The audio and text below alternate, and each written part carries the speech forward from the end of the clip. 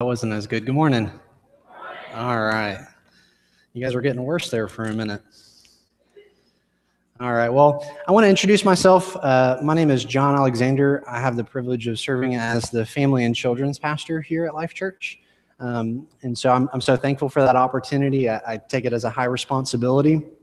Our lead pastor, John Tillman, is out of state this week, celebrating some Christmas, late Christmas or early, who knows which way this right now, celebrating with his wife's family in New Mexico, I believe. And so he asked me to preach this morning, and I'll have to admit to you, I'm a little bummed out because that means I don't get to go over with the kids, and we have a lot of fun over there. But regardless, I'm very thankful for the opportunity to be able to open God's Word with you and for you this morning. And so if you have a Bible, I want to go ahead and invite you to open up to the book of Luke, chapter 10.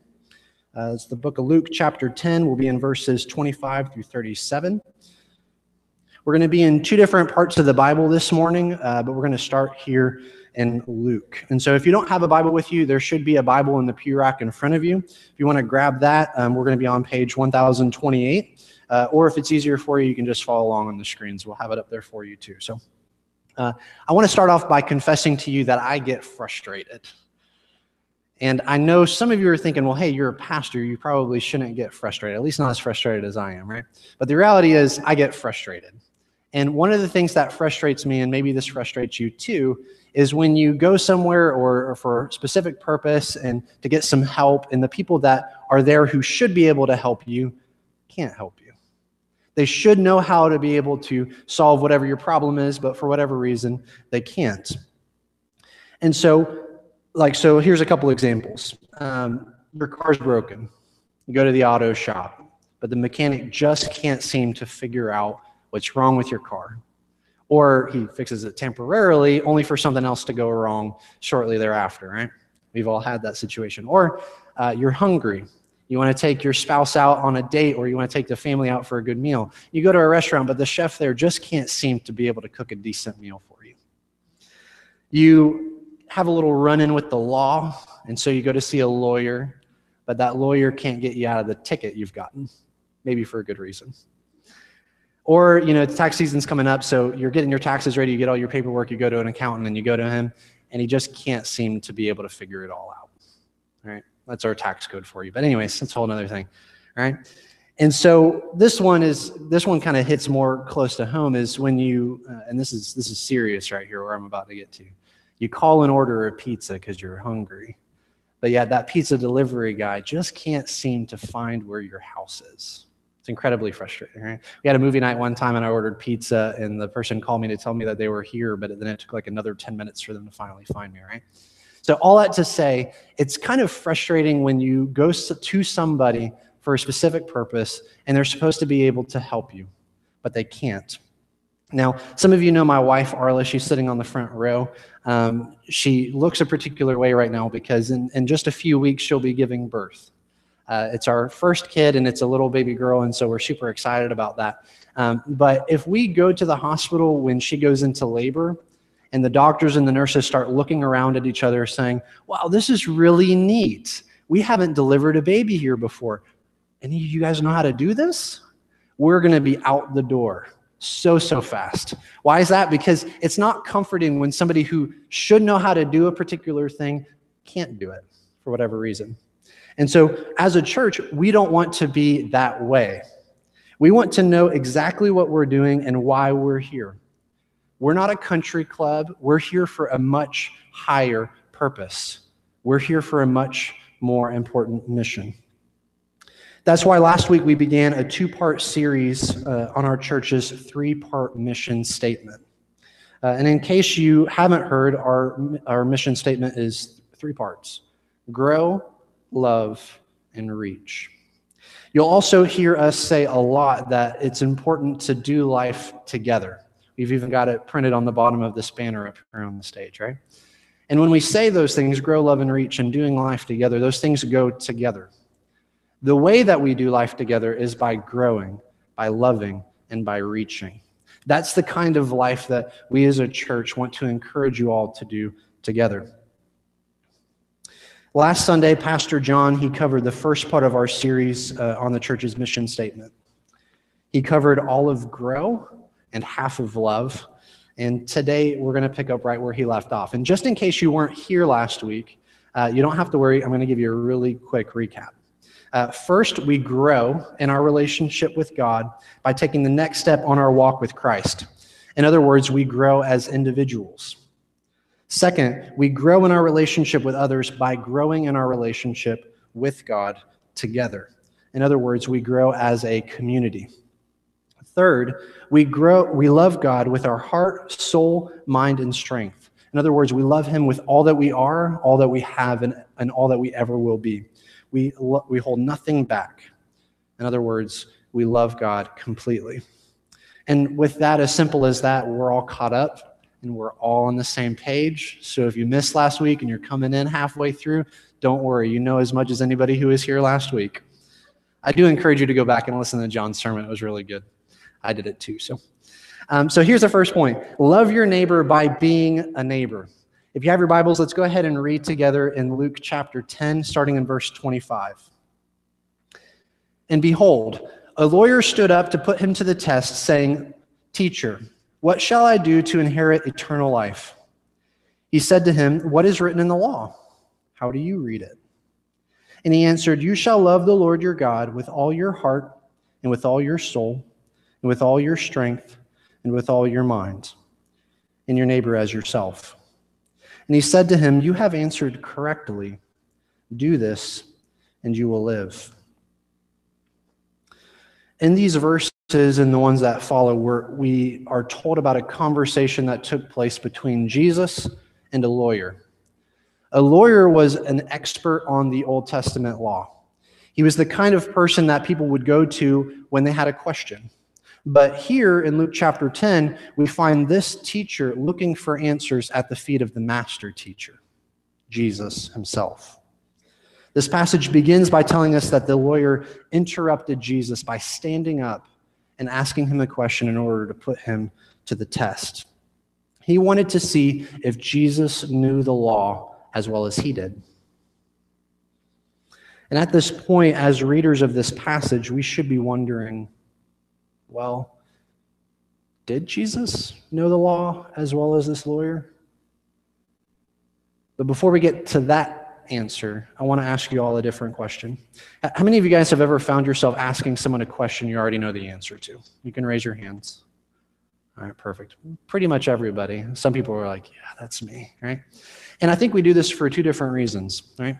The first one, if you come and you help me out with kids, you're going to find yourself doing this quite a lot, right? Asking questions you already know the answer to. Just last week, I was teaching the kids about how after Jesus was crucified and resurrected and he appeared alive to many witnesses, that he ascended up to heaven in a cloud.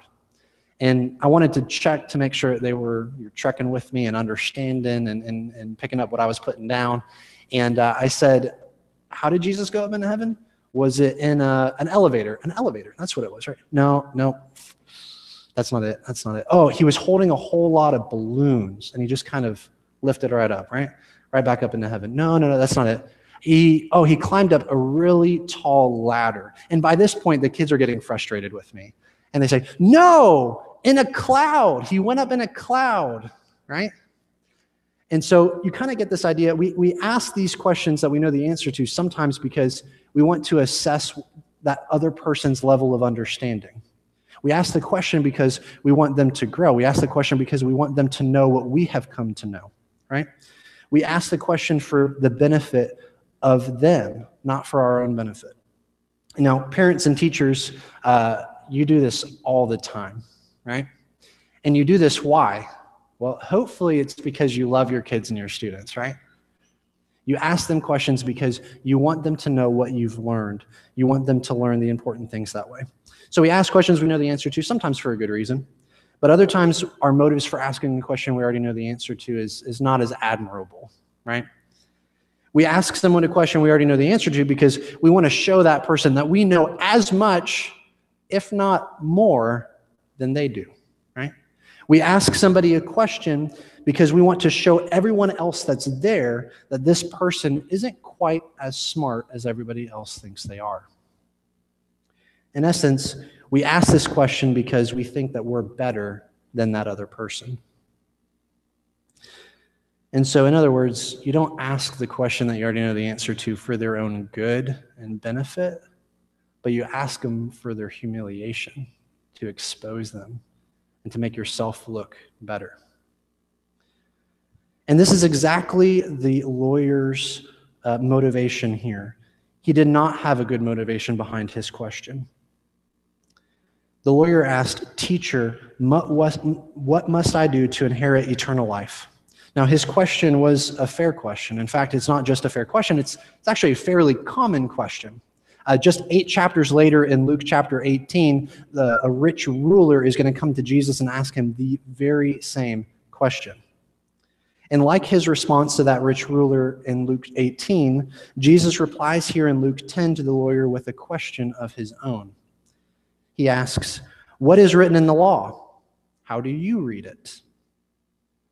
The lawyer's motivation was not entirely pure. And if you're wondering, verse 29 makes that really clear. And so his motivations could have been, he wanted just to show everybody that he knew the law better than this Jesus guy. Could have been that he wanted to expose Jesus as a terrible teacher. But whatever the case may be, this lawyer takes full advantage of Jesus' counter question, and he uses it as a way to broadcast and to display his intellect to everybody that's there. His answer is, "You shall love the Lord your God with all your heart and with all your soul and with all your strength and with all your mind, and your neighbor as yourself." His answer couldn't have been more spot on. In fact, he took 2 passages in the Old Testament, Deuteronomy 6:5 and Leviticus 19:18, and he put them together as a way to summarize the whole Old Testament law. In other words, he nailed it. And in fact, even Jesus acknowledges the correctness of his answer, but then he says, "Go and live out your answer." Now, Pastor John Tillman, he hit on the first part of the lawyer's answer, verse 27, last week, and today we're going to look at the last part, the love your neighbor as yourself part. Notice in verse 28, where we left off when we finished reading, that the conversation could have ended right there. But it didn't. So let's go ahead and read together the rest of this passage, starting in verse 29. "But he," speaking of the lawyer, "desiring to justify himself, said to Jesus, 'And who is my neighbor?' Jesus replied, 'A man was going down from Jerusalem to Jericho, and he fell among robbers, who stripped him and beat him and departed, leaving him half dead. Now by chance a priest was going down that road, and when he saw him, he passed by on the other side. So likewise a Levite, when he came to the place and saw him, passed by on the other side.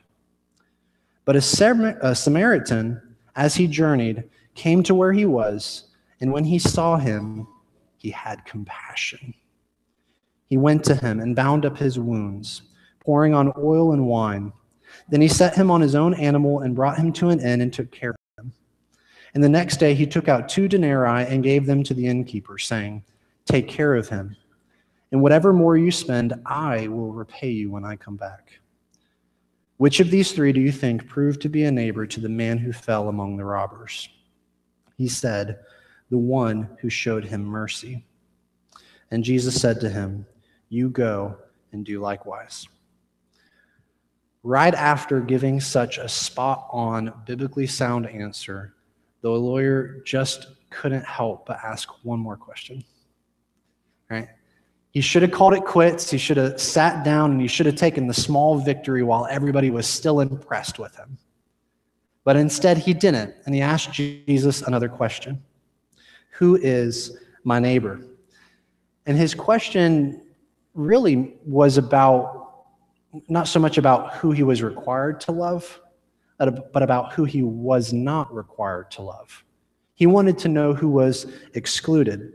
He wanted Jesus to tell him that there are certain people you don't have to love. You can apply love your neighbor as yourself very narrowly and get by. That's what he wanted Jesus to say. He wanted him to justify him, to validate him, to reassure him that the way that he had been narrowly putting this command into practice, that it was good enough. but it wasn't. Like many Jews of the time, this lawyer believed that a neighbor did not include everybody. In fact, they believed that it only included those people who were related by blood, who were in the same bloodline. In other words, fellow Jews. Neighbor was not a title that extended to everyone, and it certainly didn't include their enemies, the Samaritans. Or did it? So I want to ask you at this point, who is it hard for you to love? Who is it hard for you to love? By the way that they act, by the choices they make, the way they treat you, the way they talk behind your back when you're not around? Who is it difficult for you to love?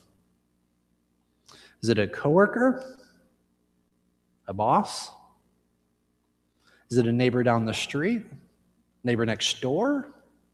Maybe a spouse? Don't look at each other. Is it one of your kids? Is it all of your kids? You know?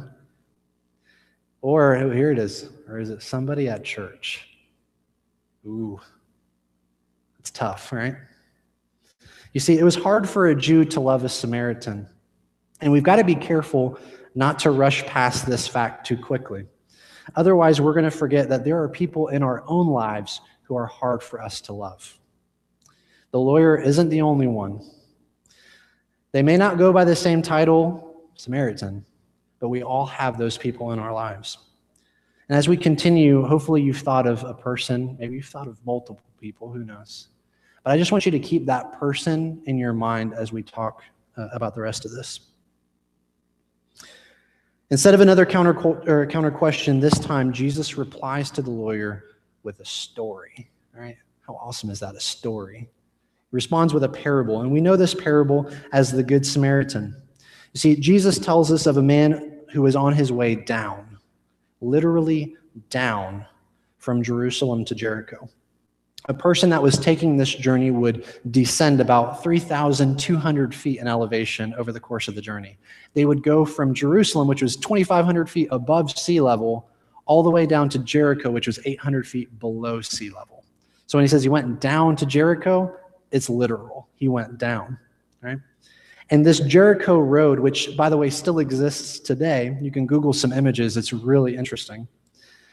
It was a rough 17 or 18-mile path that was ridden with rocks, surrounded by caves, and wound through desert.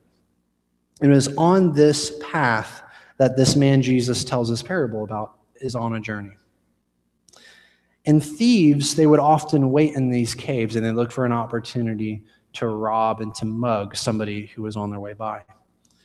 And this man, along his way, was robbed.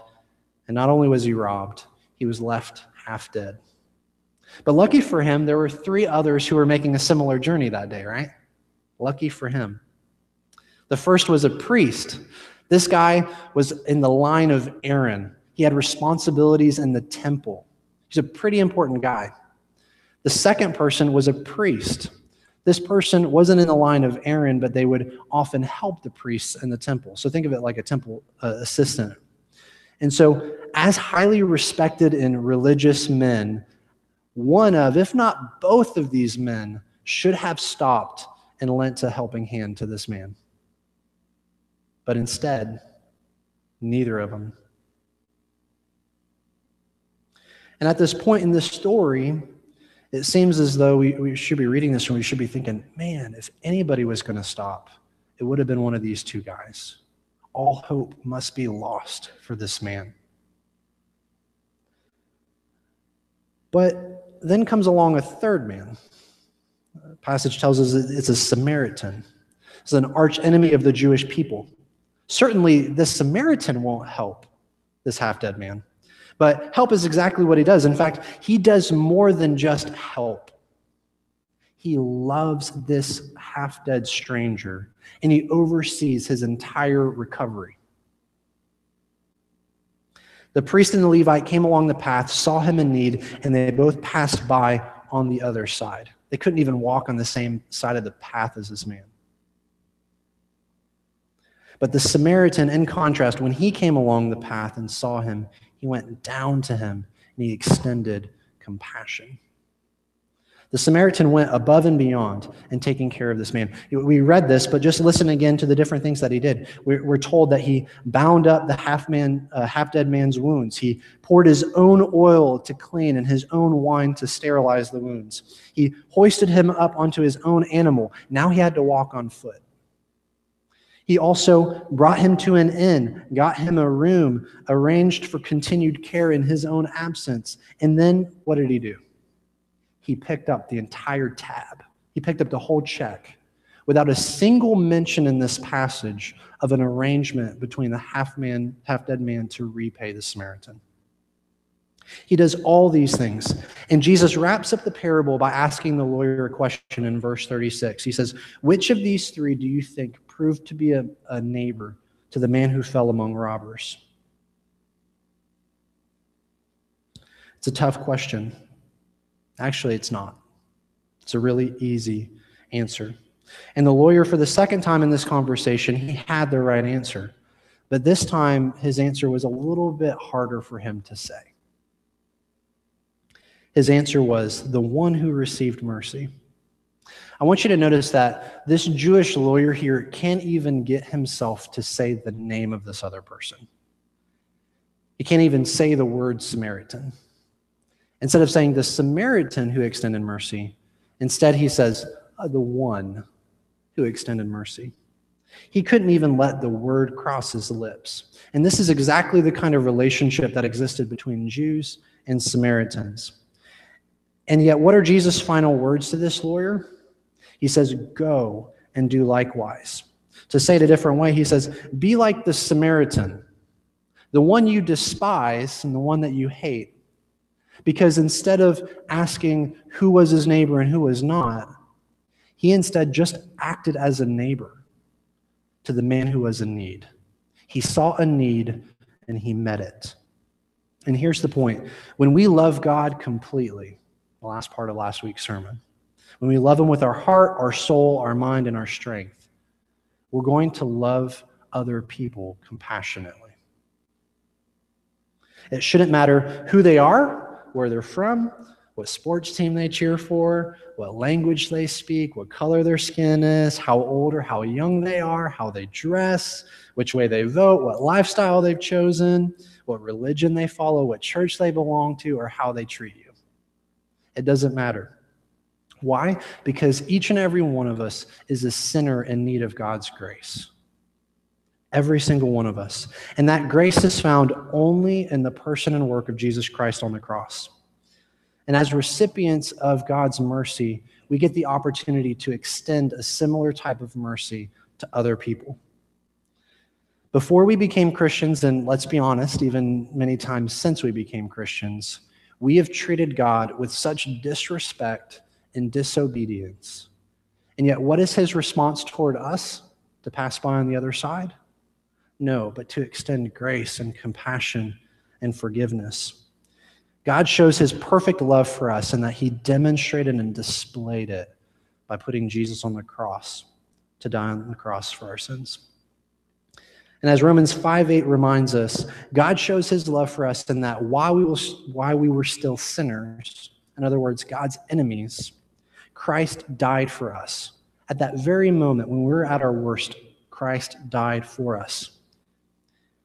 Jesus doesn't give us the liberty to pick and to choose who we love or who we extend compassion toward.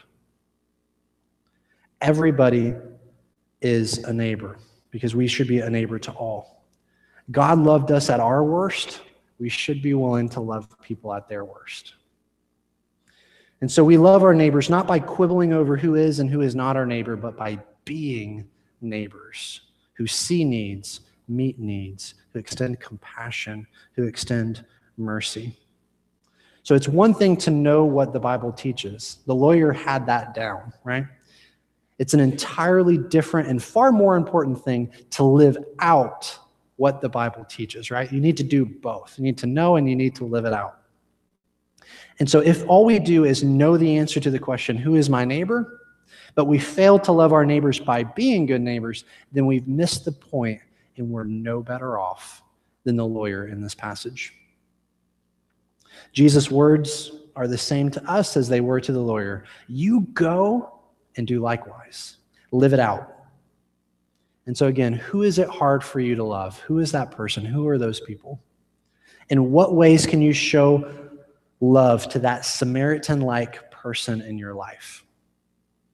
In what ways can you be a good neighbor to them? And so that's the first point. Love your neighbor by being a neighbor. Second point, reach everyone with the good news of Jesus. And the greatest way you can demonstrate love for your neighbor is by meeting their greatest need, right? To hear about Jesus and his message of forgiveness of sins, right? It is, after all, their greatest need. And so if you have a Bible, I want to encourage you now. We've been in the first part in Luke 10. I want you to flip over to Matthew chapter 28. We're going to be looking at verses 18 through 20. If you're using a Pew Bible, that's page 989. Matthew chapter 28, verses 18 through 20. And while you're turning there, I want to ask you all a question. By show of hands, how many of you guys have ever eaten at a McDonald's before? Go ahead and raise them up if you have. All right. Now, I think it's some people aren't participating, being stubborn. But okay, hands down. Just because I'm curious, though, have any of you guys never eaten at a McDonald's? Anybody? Okay, not a single hand up. Okay, and so I want to read an article that I came across, and I want to give you the headline, and here it is: McDonald's, bigger than Jesus Christ. Interesting, right? You're intrigued? All right, so the article goes on. It says, Ronald McDonald is more famous than Jesus, if the latest research is to be believed. The trademark symbols for Shell and McDonald's are more globally recognizable than the Christian cross, according to research conducted for the International Olympic Committee. In a survey of 7,000 people in 6 countries, 88% identified the two commercial trademarks, compared with 54% who recognized the Christian cross. In 2002, a guy named Eric Schlosser, he wrote a book called Fast Food Nation, and he said something very, very similar. He said the golden arches are now more widely recognized than the Christian cross. So, Christian, it is quite possible that we're living in a world where more people have heard the good news of crispy fries, cheesy hamburgers, and Happy Meals than have heard the good news about Jesus Christ. That's sad. And with that reality in mind, I want us to read Matthew 28, 18 through 20. And Jesus came and said to them, all authority in heaven and on earth has been given to me. Go therefore and make disciples of all nations, baptizing them in the name of the Father and of the Son and of the Holy Spirit, teaching them to observe all commands. Behold, I am with you always to the end of the age. Here we find Jesus after his crucifixion, after his resurrection, about to ascend back up into heaven. But before he goes, he gathers his disciples together in a huddle. And he commissions them to go and make disciples. Notice that he starts by reminding them of his authority. He says, all authority in heaven and on earth has been given to me. What this means is there's not a single place where you can go in this universe where Jesus Christ is not the rightful king. His kingdom knows no boundaries. He is Lord and King over every nation because all authority has been given to him. And as our king, what he says in these verses is not an optional suggestion. Rather, it's an authoritative command. He says, go therefore and make disciples. In other words, reach everyone with the good news of Jesus. In the Great Commission, the Lord of the universe gives us, his people, a universal mission. Go and tell everyone, everywhere. Now, like I told you, I'm a kids pastor here, so I work with the kids a lot, right? And the same lessons we teach over there are the same lessons we teach over there. Sometimes the words over here are a little bit bigger, right? But it's the same point. And a few weeks ago when I taught them about the Great Commission, I asked them how far we had to be willing to go in order to obey Jesus' commandment to go and tell people about him. I said, what about across the street? Everybody. Yeah, yeah, across the street. Yeah. Across town. Yeah, yeah, yeah, there too. Across America. Yeah, yeah, that too. And at this point, they're beginning to say, everywhere, you go everywhere. At this point, I stopped and I looked at them because, again, they thought they knew the answer. But I asked them here, I said, what if we found that somebody was living on a planet like Mars that hadn't heard about Jesus? Would the Great Commission mean that we had to go even to them? And the kids kind of quickly, they said, yeah, everywhere is everywhere, right? So I'll just say we have some pretty smart kids here at this church, right? So props to your parents that are out there, right? And that's the thing, each and every week, our goal here as a church, in here and over there, is to teach disciples to make other disciples. In fact, it's our mission as a church to equip each and every one of us to be missionaries. That is our mission. Why is that our mission? Because the good news is exactly that. It's good news. And in fact, it's the best news. And we cannot keep it selfishly to ourselves. You see, failure to obey Jesus' Great Commission here is not only a matter of disobedience and laziness, it's also a matter of selfishness on our own part, right? And this is tough, right? Possibly without even thinking about it, there may be somebody here, and at times this has been me. We sit here and we think that God somehow owed it to us to save us. And now, since He saved us, the work's over. The mission's accomplished. It's all done. We think that because we have been reached, it's all over. That's good enough. But let me remind you that Christ owes it to no one to save them. It is God's grace in our lives that He breaks in and He saves us and He calls us His own. We all have been reached in order that we might reach other people. Jesus has commissioned each and every one of us who are Christians in this room to be His ambassadors, His messengers, His representatives to a lost and broken world that desperately needs to hear about Jesus. Some of us may be called by God to literally drop everything, pack a bag, because oftentimes that's all you get is a bag, if that, and to literally go to the ends of the earth. We're going to talk about that in just a minute. Others of us may be called by God to go by staying exactly where He has placed us. And I want to talk about that first. And so if you're taking notes, we love our neighbor by being a neighbor. And then we reach everyone with the good news of Jesus. And then under that, there's a couple subpoints. Yeah, I'm OCD and weird like that. First subpoint, we reach everyone by starting with our neighbors across the street. Our neighbors across the street. You see, in our effort to reach everyone everywhere, that includes also going across the street and telling people about Jesus. We have been commissioned by Jesus to be missionaries right where we are. We have been commissioned by God to reach everybody, even by reaching first those people that are closest to us. I'm talking about your neighbors across the street. I'm talking about your neighbors next door. I'm talking about those people that God has providentially placed near you so that you can share the good news of Jesus with them. One of the professors at Southeastern Baptist Theological Seminary, where both John Tillman and I graduated and where Tim is currently studying, he had something eye-opening to say about this.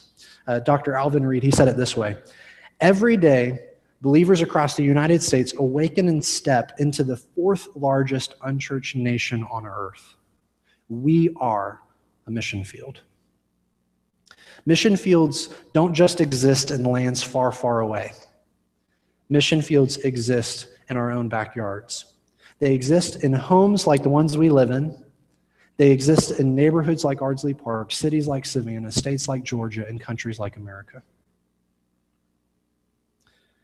So yes, there are people all over the world that need to hear the good news of Jesus, but the people near us need to hear it too. And so at this point, we should be asking some questions. Do I know the names and stories of the neighbors God has put in my life? Do I see my neighbor as a mission? Do I see my neighborhood as a mission field, or merely as a place where I have an address, where I get mail? Do I view my family simply as people I live with or as people God has entrusted to me to share the good news about Jesus? The reality of it is some of us don't even have to go so far as across the street to find somebody who needs to hear about Jesus. Some of us in this room live with those people.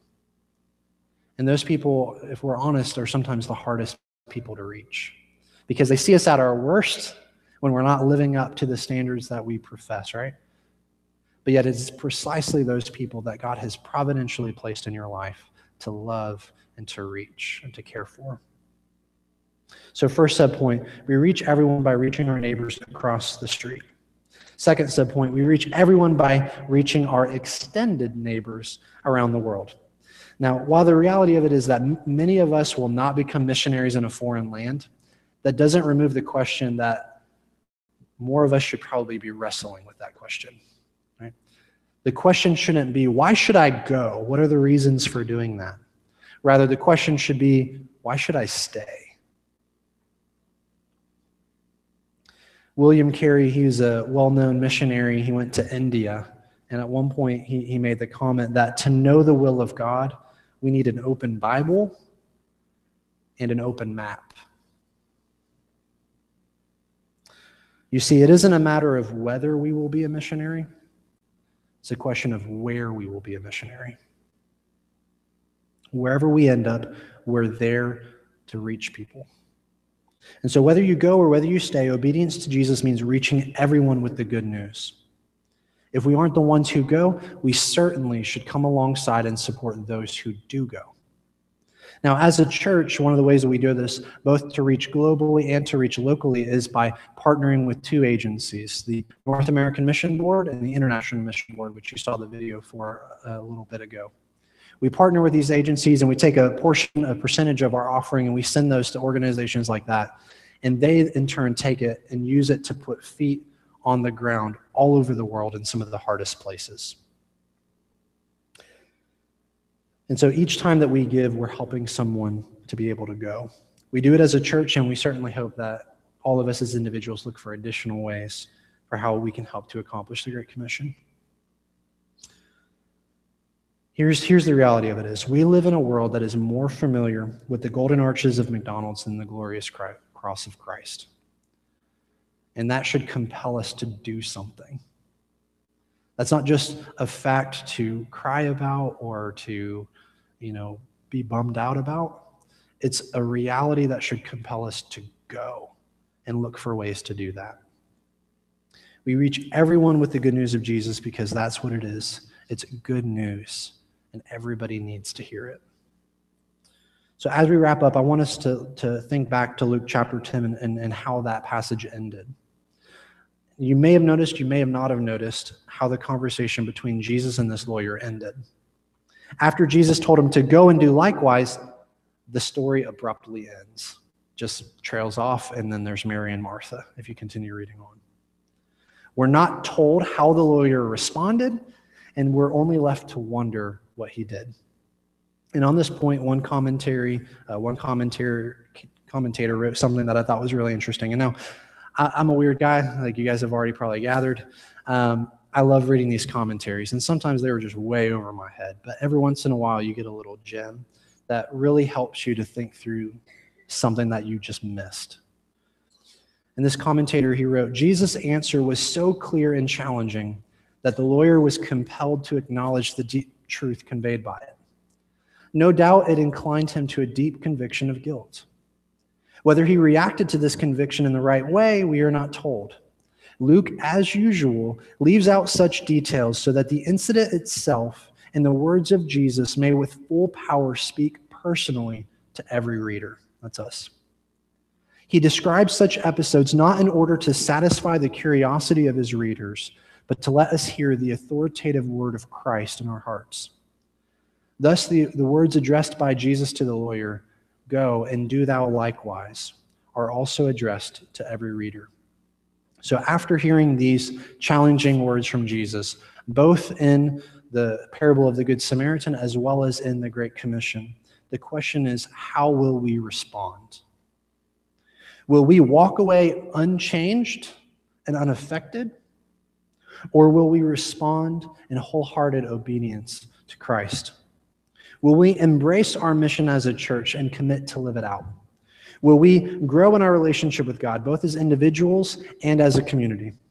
Will we love God completely and our neighbor compassionately? Will we reach everyone everywhere with the good news of Jesus, both our neighbors across the street as well as the nations around the world?